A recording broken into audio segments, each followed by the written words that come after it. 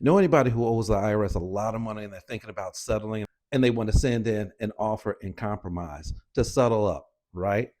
Here's three things that go wrong when they rely on ChatGPT to try to work their way through it in one of those do it yourself kind of offers. This is good information.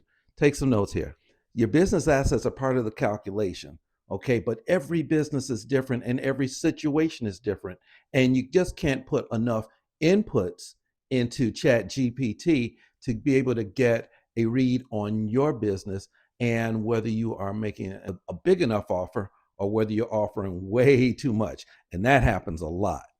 Here's the second thing, business owners. People who make these offers, they underestimate their income, or at least the way the IRS is going to see it. And ChatGPT is not going to be able to tell you how the IRS is going to process all of those inputs because there's just too many. In fact, there's too many for you to be able to think of to make that input.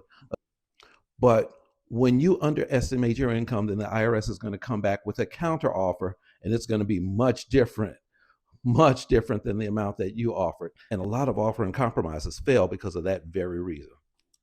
Third reason, this one matters so much. A good offer in compromise doesn't just look at the numbers, it looks at facts and circumstances and includes legal arguments based on those facts and circumstances why your offer should be accepted and not just rejected as just a matter of numbers. The legal argument really matters.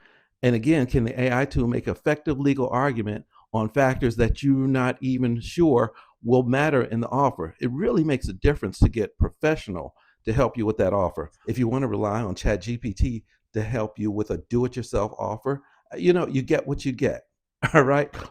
But if you at least would like to know what are the red flags on your offer, and you should, then tell you what, there's a link in the comments to this video where you can do a red flag survey and you can see some of the things that the IRS is really going to look at, especially for you business owners out there looking to make a settlement offer. All right, best of luck to you. I'm Anton with Tax Law Offices.